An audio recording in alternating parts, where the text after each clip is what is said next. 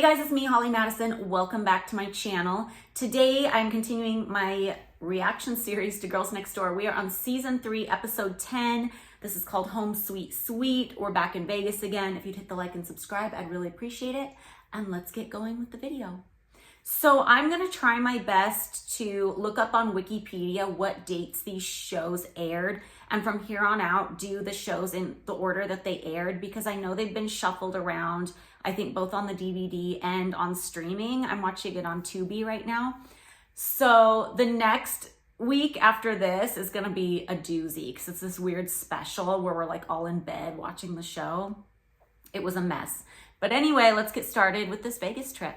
So this episode opens up with a scene of me coming into the bedroom and asking Hef what we're doing for his birthday, which is obviously like a totally set up scene. Like when people ask me what's fake on a reality show, I always say there's always scenes you have to do just to get the story moving along and explain to the audience what you're doing. Like I wouldn't just obviously walk into the room I stayed in the middle of the day and be like, hey, what are we doing for your birthday? And he already has the plan made out. It wasn't really like that. We would have like just heard about it through the grapevine. Like he would have mentioned it casually when we're all together, or like Mary would have said something.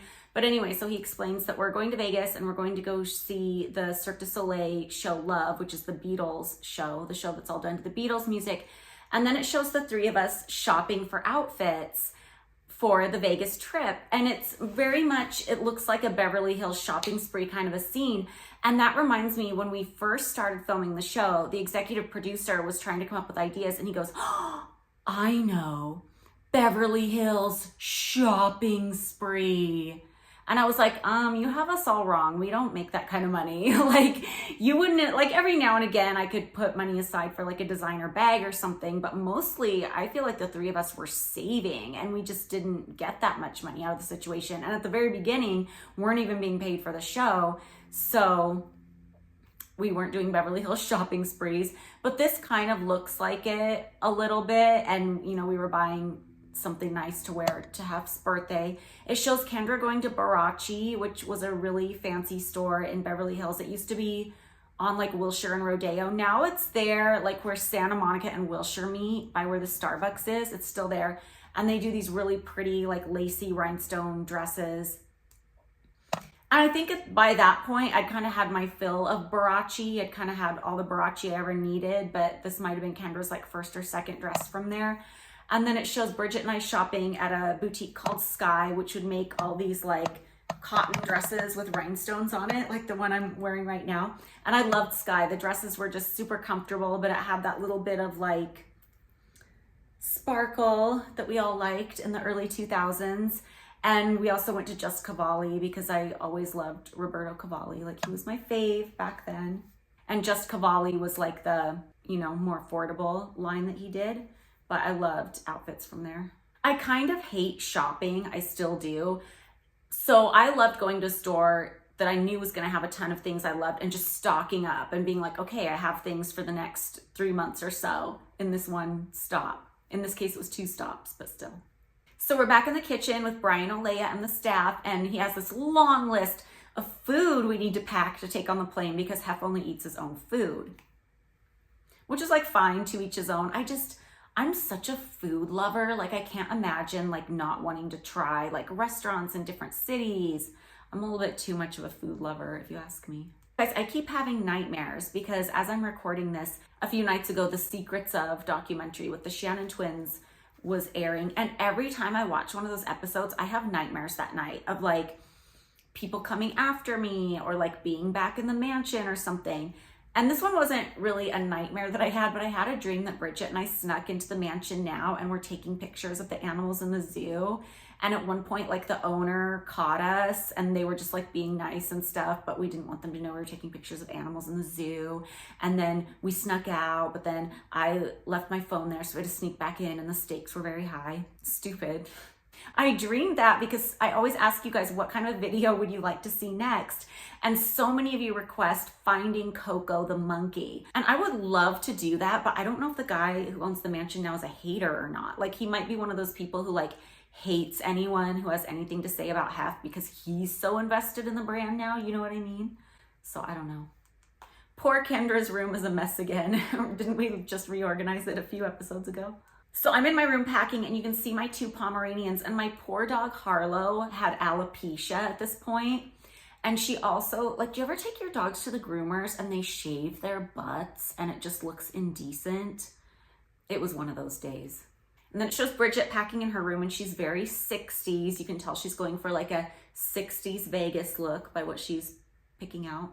I feel like where we are now, which is like halfway through season 3, I'm starting to get like a personal style that I had for this era, which was a lot of what you saw me shopping for, like Sky and just Cavalli. Like those were my 2 brands that I loved. Hummer limos, you guys. There's a Hummer limo taking us to the airport, and I just can't think of anything more early 2000s than a Hummer limo. Oh, we get another Sprinkles cupcake plug. They're talking about how Bridget was in charge of like the snacks on the plane, and Sprinkles cupcakes. It's funny because I live in Vegas now, but when I see footage of me going to Vegas back when I didn't live there, the memories come back of how I would go to Vegas and it would be so dry that my eyes would be even more red than usual and my skin would be dry. It's just so funny how you get used to it after a while. Like I still will swap my skincare routine a little bit when I go from LA to Vegas. Like I use a lot more like creme de la mer when I'm here and stuff like that. But for the most part, I'm used to it now. But back then, like I look at this footage and I just remember how dry and dehydrated I felt. And it's so funny because people come here to party and it's like that dryness is not helpful when you're like hungover and stuff. So we're all at the bar in the suite where we walked into the Hugh Hefner suite, which was the big suite at the Palms at the time. And I ordered my signature drink, which was vodka and Diet Coke. And it just, I mean, God bless, just the days when I thought Diet Coke was healthy. Not healthy, but I thought it like wasn't bad for you. And now I'm like aspartame phobic. But really one thing I noticed too was a couple months ago, I went through this phase where I let myself drink a bunch of Diet Coke. Just, I don't know why. And I noticed like my cellulite increased. Like, I don't know if there's something about the aspartame just gets like sucked into my lymphatic system, or I don't know what it is, but it was something I definitely noticed. But I miss it. Like nothing tastes more refreshing than a Diet Coke. So Kendra is showing Mary around the suite because I think this is the first time Mary's been there. And then Mary and Hef are sitting on the round bed and they look like a cute couple. Like they should have been a couple. Like they look cute together. Oh, I just said I was over Barachi, but I'm wearing one of my older Barachi dresses when we go to dinner at 9, which was the steakhouse at the Palms. It's not there anymore. It's now called Scotch 80. But 9 was like the cool restaurant in Vegas where like everybody from LA who would come to Vegas would go to 9. It was just a really good steakhouse. But I'm wearing like this frosty blue, like Elsa style Barachi dress. And I'm talking about how hanging out with the girls was one of the high points for me. And, you know, we're getting into a space, we've kind of been there for a minute on the timeline of this show, where we just had a lot of really good friendships with the playmates, and it was so fun to hang out with them. And I was starting to feel more and more like I wanted to hang out with the girls and have girl time, but Hef was like really anti, and that was like a source of tension in our relationship. And I feel like that kind of started on this trip. Like I remembered like when we were out at the nightclub on this trip, like I would be standing up and dancing with the other girls. And even though Hef is sitting right beside me, like he was pissed that I was up dancing. It was dumb. But I think it was just like, he could tell I was having so much fun hanging out with the other girls. And like, he didn't like that. Like it made him feel out of control or something. So we're drinking all these cocktails at the dinner table and Bridget lists off all the cocktails and shots we were having. And it is a list of like, the drinks that were cool in the early 2000s. So if you want a little time capsule of what people were drinking in the early 2000s, this is it. The only thing we're missing is like a lemon drop. But everything else she lists off is like what people were drinking back then. So a woman comes up to us at dinner and she's dressed as a Playboy bunny and she gives Hef a bear. And she said that back in the day, she won a contest through Playboy to be in a James Bond film. And you know what's weird is when my book came out, that woman hit me up on Twitter and was like, oh, I read your story, but that's nothing compared to what happened to me when I won this contest to be in a James Bond film. And I kind of wanted to hear more, but then she just like disappeared off of Twitter. So Bridget's like, after dinner, we all came back to party at Moon, but we're in totally different outfits that you will see us again later the next day when we go see the Beatles Love Show. So the continuity in this, the continuity errors are just shameless. Like they didn't even care. Like they apparently didn't think the audience would notice our outfit changes or something. There's this scene where we're walking back into the room and I'm wearing this pink dress and you can see my microphone battery pack is like on my thong. It's like right above my butt and it just looks so weird. Okay, then there's this whole scene where like Hef is eating breakfast in the dining room. There's a man outside washing the window and Kendra's in the pool flashing people and supposedly like the window washer can see it. And supposedly Hef is like somehow aware of it, even though he's nowhere near where he could see it. And it's just, you can tell by watching it that none of these things were happening at the same time. It was all just like stuff they cut together. Like they're showing Kendra like yelling outside at the pool and then Hef will like look up or something like as if he hears it. But if you know how the suite was laid out, you would know that he probably wouldn't have been able to hear her from there. It's just like, it's so obvious to me that these are like 3 completely separate things they just like spliced together. Okay, so there used to be a Playboy store in the Forum shops at at Caesar's Palace, and they sold all kinds of Playboy merch.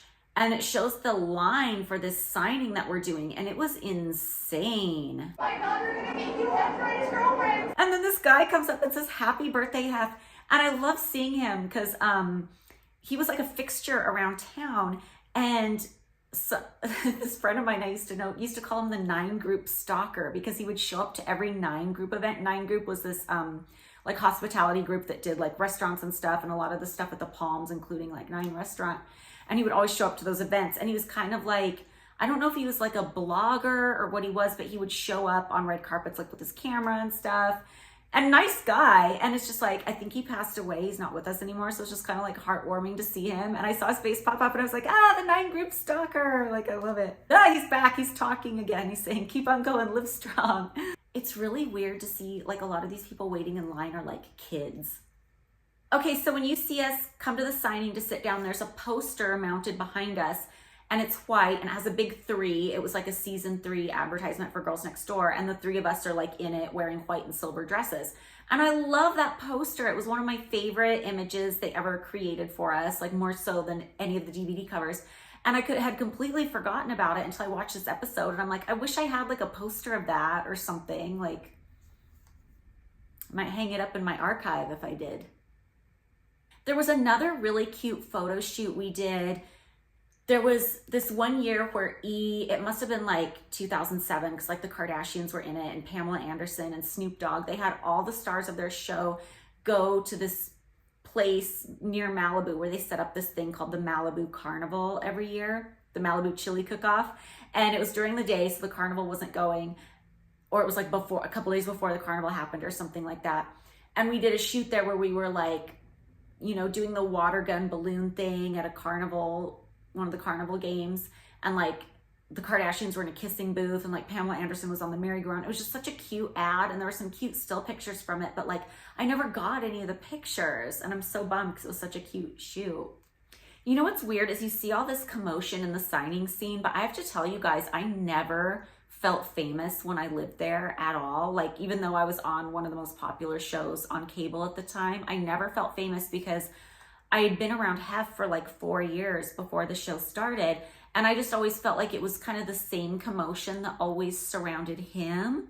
Like even though we got like cool new opportunities once the show started and I really enjoyed those and was really grateful for those, like I never felt like I was famous. So like when I left the house, the fact that anybody would want to like date me for publicity or anything like that, like it didn't even occur to me. I just thought I was like, ordinary girl. So in the interview, Kendra says she felt like we were Elvis or something and they turn her into Elvis and they add this sound that goes, thank you very much. And it reminds me of how there's these DMV kiosks here in Vegas. You can find them at like grocery stores. So if you need to like renew your car registration or something, you can do it from the kiosk. And when you're done, it goes, thank you very much. It's so funny.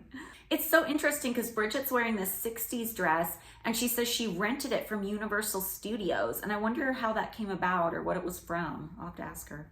Oh my God, so there's a framed photo of a centerfold in the living room area of the suite.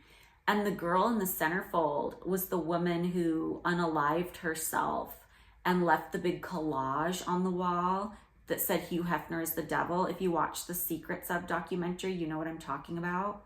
That's crazy. And it's weird to me because did Hef not like walk into the room and think, like, did he know about, I mean, he must have known about it, but like, did he remember that? I don't know. It's just weird. So the first thing we do that night is go to the Cirque du Soleil show, Love. And Cirque du Soleil was always really great to film with. They were always super accommodating.